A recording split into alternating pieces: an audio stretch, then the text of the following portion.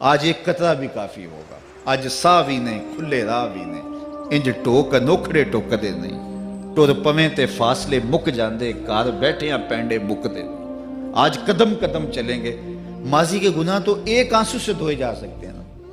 وہ ایک فقیر تھا، بازار میں کھڑا رو رہا تھا، تو کسی نے روک کے کہا بابا کیا ماجرا ہے، کسی نے مارا ہے، کیوں رو رہے ہو؟ اس نے کہا نہیں کوئی ایسی بات نہیں، ان لوگوں کے رویے نے رلا دیا۔ کہا کیا مطلب؟ کہا بازار سے گزر رہا تھا، ان لوگوں کو دنیا میں کھوئے ہوئے دیکھا تو میرے دل میں ترس جاگا، تو میرا خیال یہ ہوا کہ ان بندوں کی رب کی صلح نہ کروا دوں۔ تو میں نے پھر اس سے بات کی، تو آواز آئی ٹھیک ہے لے آ ان کو میری چوکھٹ پہ، ایک آنسو سے سارے گناہ معاف کر دوں گا۔ میں بڑا خوش ہوا، میں ان سے بات کی، یہ الٹا میرا مذاق اڑانے لگے، جا بابا کام کر، تجھے کیا پتا دنیا داری کیا ہوتی ہے۔ تو وہ تو مان رہا تھا، یہی نہیں مان رہے، تو مجھے ان کے رویے پہ رونا آ رہا ہے۔ وہ کہتا ہے میں بخشنے پہ آمادہ ہوں، ہم تو مائل بکرم ہیں، کوئی سائل ہی نہیں، راہ دکھلائیں کسے، راہ رب منزل ہی نہیں، جلوائے طور تو موجود ہے، کوئی موسیٰ ہی نہیں۔ وہ تو کہتا ہے میں معاف کر دوں گا، لیکن یہ عجیب ہے کہ یہ آمادہ ہی نہیں ہے، یہ مان ہی نہیں رہے۔ تو مجھے ان کے رویے پہ افسوس آ گیا، ان کے رویے پہ رونا آ گیا، اس لیے میں رو رہا ہوں، ورنہ نے مجھے مارا نہیں، کوئی تکلیف نہیں پہنچائی۔ خیر اگلے دن وہی بزرگ قبرستان کے قریب سے گزرے تو دیکھا کہ وہ بابا قبرستان میں کھڑا رو رہا ہے، تو پھر روک گئے کہ بابا بازاروں میں بھی روتا ہے، قبرستانوں میں بھی روتا ہے، آج کیا ماجرا ہے؟ کہا آج بھی میرا ماجرا کل والا ہی ہے۔ کہا کیا مطلب؟ کہا کل بازار سے گزر رہا تھا، ان کو دنیا میں کھوئے ہوئے دیکھا، میرے دل میں ترس جاگا، تو میرا خیال ہوا ان بندوں کی اور رب کی صلح کروا دوں، تو وہ تو مان رہا تھا، وہ بندے ہی نہ مانے، تو آج میں ادھر آ گیا۔ میں نے کہا چلو ان سے بات کرتے ہیں۔ آج میرا خیال یہ ہوا کہ قبرستان والوں کی اور رب کی صلح کروا دوں۔ تو کہا پھر آج کیا بنا؟ کہا آج یہ مان گئے ہیں، وہ نہیں مانتا۔ تو صاحبو آج وہ مان رہا ہے، آج ہم مان جائیں۔ میں نے کتب میں پڑھا ہے کل قیامت کے دن نیکوکار بھی پچھتائیں گے۔ بدکاروں کا پچھتانا تو سمجھ میں آتا ہے، نیکوکار کیوں پچھتائیں گے؟ جب اپنے اچھے اعمال کی جزا دیکھیں گے تو پچھتائیں گے، جو چند لمحے ضائع کر دیے وہ بھی کیوں ضائع کر دیے۔ قیمتی زندگی ہے، یہ ٹوٹتی سانسیں، ان کی قدر کیجیے۔ ایک بزرگ فرماتے ہیں کہ مجھے اس بات کی سمجھ نہیں آتی تھی کہ جو قرآن نے کہا ان الانسان لفی خسر، بے شک انسان خسارے میں ہے، تو میں سمرقند کے بازار سے گزر رہا تھا، تو وہاں ایک آدمی پھٹے پہ برف رکھ کے بیچ رہا تھا اور ساتھ آواز لگا رہا تھا۔ آج کل تو یہاں وہ پاپڑ بیچنے والے بھی کوئی آواز لگاتے، تو وہ برف پھٹے کے اوپر رکھ کے بیچ رہا تھا اور ساتھ آواز لگا رہا تھا۔ آواز کیا تھی؟ ارحمو ارحمو الا من یذوب راس مالہ، او گزرنے والوں میرے پہ ترس کھاؤ، میں ایسا تاجر ہوں جس کا راس المال پگھلتا جا رہا ہے۔ چونکہ یہ جو برف ہے ایسا سودا ہے جو گاہک کا انتظار نہیں کرتا۔ آپ کپڑا بیچتے ہیں، آج گاہک نہیں آیا، ہو سکتا ہے کل دعانے مہنگا بیچ لیں۔ آپ پیٹرول بیچتے ہیں، ہو سکتا ہے کہ کل پڑا 6 روپے اوپر چلا جائے، آپ کا لاکھوں کروڑوں کا فائدہ ہو جائے۔ لیکن آپ اگر برف بیچتے ہیں، آج نہیں بکی تو کل برف ہی نہیں ہوگی۔ تو وہ سل پہ برف بیچ رہا تھا اور ساتھ لوگوں کو دہائی دیتے ہوئے کہہ رہا تھا، او لوگو میرے پہ ترس کھاؤ، مجھ سے برف لیتے جاؤ، میں ایسا تاجر ہوں جس کا راس المال پگھلتا جا رہا ہے۔ تو کہتے ہیں جب اس نے یہ آواز لگائی نا تو میرے قدم رک گئے اور میں اس کے قریب چلا گیا، اور میں نے کہا کہ مجھے ان الانسان لفی خسر کا ترجمہ سمجھ میں آ گیا۔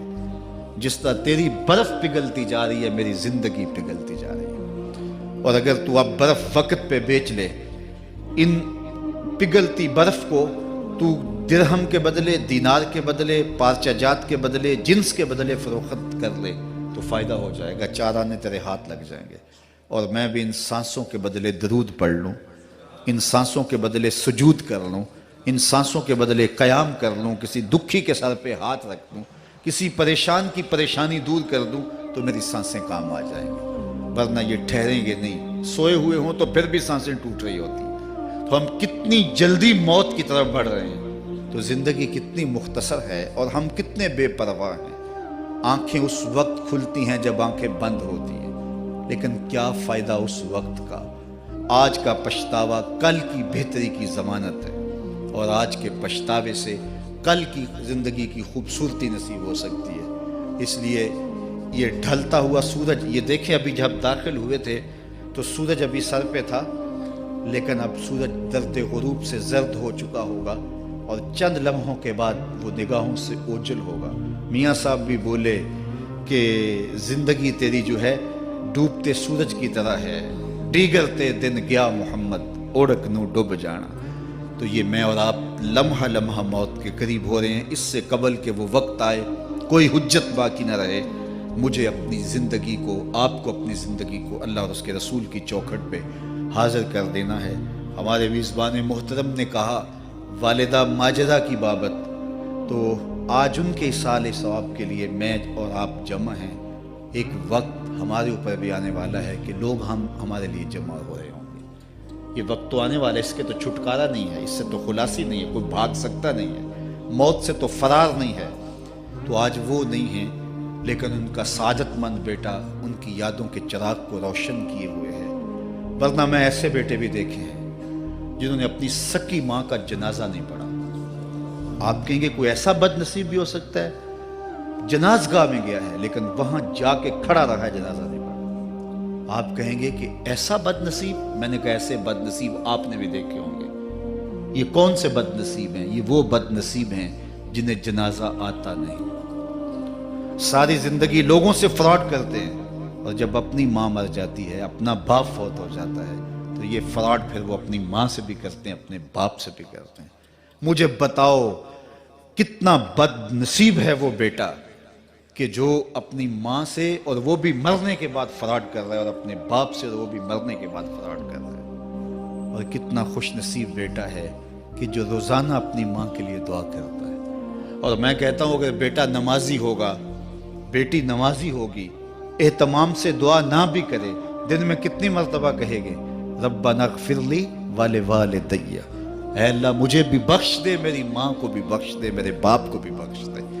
اور جب بندے ہاتھ اٹھا کے دعا مانگتے ہیں اللہ خالی ان ربکم حیی کریم یستحیی من عبدہ اذا رفع یدیہ ان یردہما صفرا، تمہارا رب حیا کرنے والا، سخی ہے، کریم ہے۔ بندے جب اس کے سامنے ہاتھ اٹھا کے دعا مانگتے ہیں، اللہ فرماتا ہے مجھے شرم آتی ہے ان کے اٹھے ہوئے ہاتھ خالی کیسے موڑ دوں۔ انہوں نے میرے سے مانگا ہے، میں بھی نہیں دوں گا تو کس در پہ جائیں گے۔ میں ایک دیہاتی بات کرنا چاہتا ہوں، اتنے لوگ جتنے آپ یہاں بیٹھے ہیں، اتنے لوگ اٹھ کے کسی دنیا دار کے ڈیرے پہ چلے جائیں اور اس سے کچھ مانگیں اور وہ دے سکتا بھی ہو، تو کیا وہ آپ کو خالی لوٹا دے گا؟ وہ کہے گا ڈیرہ داری کی شان کے خلاف ہے کہ اتنے لوگ دروازے پہ آ گئے اور ان کو خالی موڑ دوں۔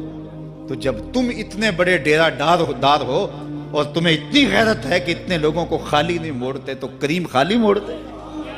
آؤ تو صحیح اس کی چوکھٹ پہ جھولی پھیلاؤ تو صحیح۔ پھر دنیا داروں سے مانگنا ہو تو ان کی زبان میں مانگنا پڑتا ہے۔ اللہ سے جس زبان میں مرضی مانگو، عربی میں مانگو، اردو میں مانگو، ہندی میں مانگو، سندھی میں مانگو، اقبال کے لہجے میں مانگو، سادی کے انداز میں مانگو۔ نہیں مانگنا آتا خالی ہاتھ پھیلا دو، وہ بند لبوں کی بولیاں بھی سنتا ہے۔ آؤ تو صحیح اس کی چوکھٹ پہ، اپنے ہاتھ پھیلاؤ تو صحیح۔ دنیا داروں سے مانگے تو ناراض ہوتے ہیں، خدا سے نہ مانگو تو ناراض ہوتا ہے۔ اللہ کل ما یابو بکم ربی لولا دعاؤکم، آؤ نا اس کی چوکھٹ پہ، دستے طلب دراز کرو۔ دنیا داروں سے مانگنے کے لیے وقت چاہیے۔ اس وقت تو صاحب سوئے ہوں گے، اس وقت تو ناشتہ کر رہے ہوں گے، اس وقت تو بیوی بچوں کے ساتھ مشغول ہوں گے، لیکن اللہ سے جب بھی مانگو، پچھلے پہر کنڈی کھڑکاؤ، در رحمت کھلا پاؤ گے۔ دن کو مانگو، رات کو مانگو، مانگو تو صحیح، وہ تو اتنا کریم ہے۔ اچھا بت کو سامنے کھڑا کیا ہے اور زلیخا ہاتھ جوڑے بت کے آگے پکار کرتی ہے، روزانہ سے شام کھڑی ہو جاتی ہے، یا صنمی یا صنمی، اے میرے بت، اے میرے بت، بچھڑا ہوا یوسف ملا دے۔ سحر دم تک پکارتی رہتی، عمر بیت گئی، چہرے پہ جھریاں آ گئیں، بڑھاپا طاری ہو گیا۔ ایک دن رات کا پچھلا پہر ہے، بت کے آگے ہاتھ جوڑے یا صنمی کا وظیفہ پڑھ رہی ہے۔ اچانک نیند کا جھٹکا آ گیا، زباں بل کھا گئی، بولی یا سمادی، یا سمادی۔ کہا جبریل جلدی جا، یوسف کے گھوڑے کا رخ موڑ دے۔ یا اللہ تجھے تو نہیں پکار رہی، وہ تو بت کو پکار رہی ہے۔ زباں بل کھا گئی، یا صنمی کی بجائے یا سمادی کے لفظ زبان پہ آ گئے۔ کہا جبریل اتنا عرصہ ہوا بت کو پکارتے ہوئے، اس نے کوئی جواب نہیں دیا، آج جیسے بھی اس کے لبوں پہ میرا نام تو آیا ہے، اگر میں نے بھی جواب نہ دیا میرے اور بت میں فرق کیا ہوا؟ تو آؤ آج کی اس مجلس میں ہم ان کی والدہ کے لیے دعا مانگیں۔ اے عرش کے مالک، ان کی والدہ کو حضور کی ماں کا صدقہ جنت کی بہاریں عطا کر، اور ہم اپنے ماں باپ کے لیے بھی دعائیں مانگے۔ اے اللہ ہمارے ماں باپ کی مغفرت فرما، ماں باپ کی قدر کرو۔ میں نے یہ بھی پڑھا ہے، جو اپنے والدین کے لیے روزانہ دعا مانگتا ہے، والدین زندہ ہوں تب بھی، فوت ہو گئے ہوں تب بھی، روزانہ ماں باپ کے لیے جو شخص دعا مانگتا ہے، ساری زندگی اس کے رزق میں بے برکتی نہیں آ سکتی۔ تو اپنے ماں باپ کو اگر زندہ ہیں تو قدر کرو، فوت ہو گئے ہیں تو ان کے لیے کثرت کے ساتھ دعا کرو۔ یہ گھنا سایہ ہے۔ کبھی آپ نے درخت کو دیکھا ہے کہ ساری دھوپ اپنے پتوں میں جذب کرتا ہے اور نیچے بیٹھنے والوں کو چھاؤں دیتا ہے؟ ماں باپ سارے دکھ اپنے اوپر لیتے ہیں، اپنی اولاد کو آسائش اور راحت پہنچاتے ہیں۔ قدر نعمت زوال نعمت کے بعد ہوتی ہے، جب نعمت پاس ہو تو قدر نہیں ہوتی، جب چھنتی ہے تو پتہ چلتا ہے کہ کتنی بڑی دولت تھی جو چھن گئی۔ میں تو آپ کیا، میری اور آپ کی حیثیت کیا، ماں کی کمی تو آمنہ کے لال نے بھی محسوس کی ہے۔ ایک دن حضور مسجد نبوی میں تشریف لائے، تا حد نظر صحابہ تھے۔ الحاوی للفتاوی میں امام سیوطی نے لکھا ہے، حضور کو دیکھا تو ادب سے کھڑے ہو گئے، بس یہ منظر دیکھنا تھا کہ چشمان اقدس سے آنسو چم چم جاری ہو گئے، اور حضور نے ایک ٹھنڈی آہ بھری اور روتے ہوئے کہا، لو ادرکت والدی او احدہما، کاش آج میرے ماں باپ زندہ ہوتے۔ انسان نے دکھوں کا دور دیکھا ہو نا، اچانک خوشحالیاں مل جائیں تو پھر انسان یہ آرزو کرتا ہے کہ میرے ماں باپ نے میرا وہ غربت کا دور دیکھا تھا، آج دولت کی چہل پہل بھی دیکھتے، آج میرے آنگن میں بہاریں بھی دیکھتے تو کتنے خوش ہوتے۔ اب حضور جب پیدا ہوئے تھے تو باپ کا سایہ سر پہ نہیں تھا، 6 سال کی عمر تھی، اپنی ماں کے ساتھ حضور مدینہ المنورہ گئے، واپسی ابوا کے مقام پہ حضرت آمنہ کی طبیعت خراب ہو گئی، اور انہیں لگا کہ یہ میری بیماری جان لیوا ہے۔ ام ایمن کو بلایا، کہا میرے بیٹے کو بحفاظت امیر قریش تک پہنچا دینا، پھر خود حضور کے سر پہ ہاتھ رکھا۔ سیدہ آمنہ سلام اللہ علیہا حضور سے کوئی باتیں کرنا چاہ رہی تھیں، لیکن ضبط کے بندھن ٹوٹ گئے۔ ابن حشام سیرت کی پہلی کتاب ہے، اس میں تفصیل سے یہ واقعہ موجود ہے۔ جب سر پہ ہاتھ رکھا تو حضرت آمنہ کی آنکھیں چھلکنے لگی اور روتے ہوئے آپ نے چند جملے کہے، کہا بیٹا ہر نئی چیز نے پرانا ہو جانا ہے، ہر باقی نے فنا ہو جانا ہے، میں بھی جا رہی ہوں، وذکر باق، لیکن میرا ذکر نہیں مٹے گا، وولدت طہرا، اس لیے کہ تیرے جیسا پاکیزہ بیٹا چھوڑ کے جا رہی ہوں۔